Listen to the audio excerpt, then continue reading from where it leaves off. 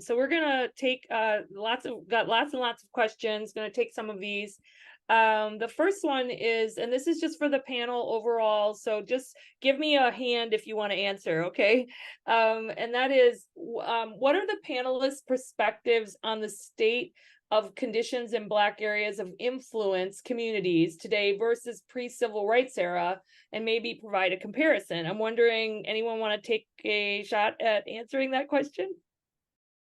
You know, when I think about that, Mary Beth, and whoever's shaping that, I think that we always still have work to do. There is always the opportunity to take it to the next level and have a better understanding. You know, I think that we can't stay where we were and be where we're at. Each moment is an opportunity to walk through a door and get somebody else in, and to be able to pull different people up in different ways.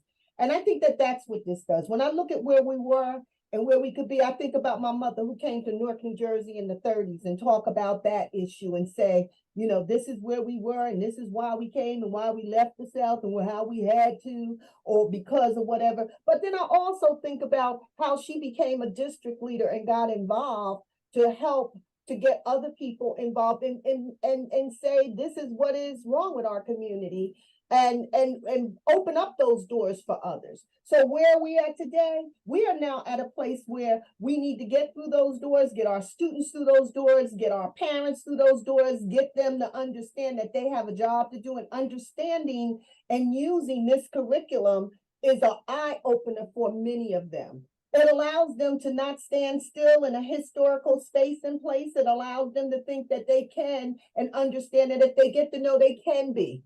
Just like that little girl from Newark, New Jersey, who became lieutenant governor, that they could do it and they will do it, and they should be in other places and spaces and throughout the state. And for me, it's not just local government. There are, I don't know how many boards, Harry, with the state of New Jersey and in all these other states that they have, that nobody even knows or get access to. Thank you. When I go to the Wealth Disparity Task Force, I like to look to my left and right and see a student or two on those boards that they have input to. I like to see the person who was an EOF student, Educational Opportunity Fund, didn't have the money to go, but I'm here, and I'm making a difference with the whole state of New Jersey, to not just tell my story, but I'm here because somebody opened up a door and allowed me to go through.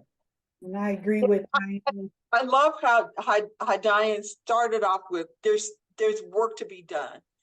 There are doors that have been opened by men and women from all of our institutions and our states.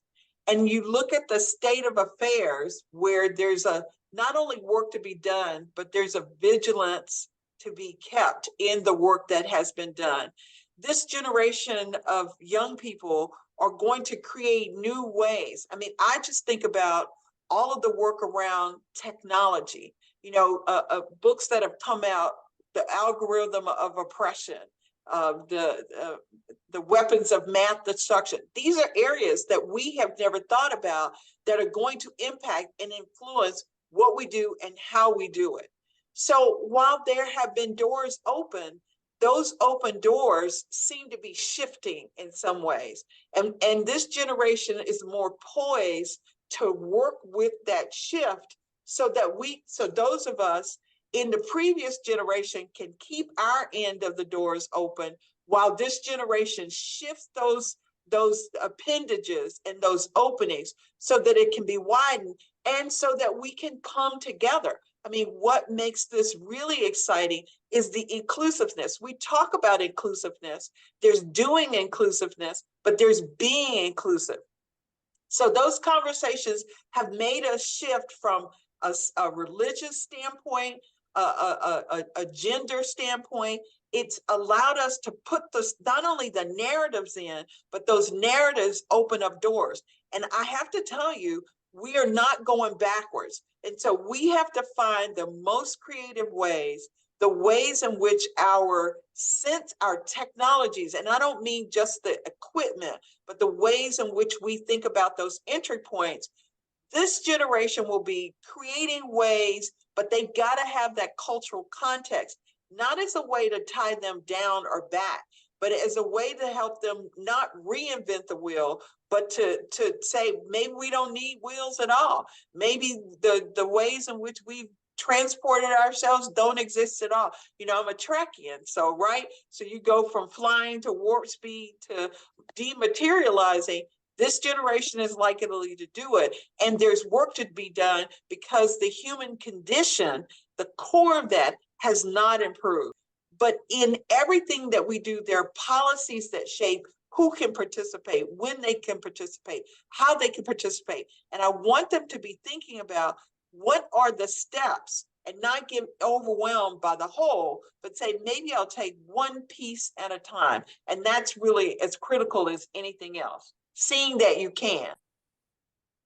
Wow. Thank you. Tonya, I know you wanted to talk too. What would you want to say? I was just going to say yes and amen to what Diane said, and then Pamela put the icing on the cake. I was thinking about that contrast, you know, the pre-civil rights era. And yes, there's work to be done, but I have to tell you, when I got to Greensboro and started traveling around the Triad area, and I saw the immense just flourishing of, in my case, a lot of Black excellence, you know, driving the Teslas and in various leadership roles all over. It was just an eye-opening and a chance to take a deep cleansing breath. The work's not done, but some of the limited access to education and resources pre-civil rights, there has absolutely been an impact by our HBCUs and other institutions, particularly here in North Carolina, that it was visible as soon as I got here, that there is progress happening in the legal system, you know, pre-civil rights. And today, big changes, still work to be done. So I'm encouraged by the people and the stories that are all around us, that there is a visible contrast that I can make in my lifetime. And we'll keep working at it, because that's what Aggies do, and that's what all of us here who are committed to civic engagement will absolutely do. All right, thank you.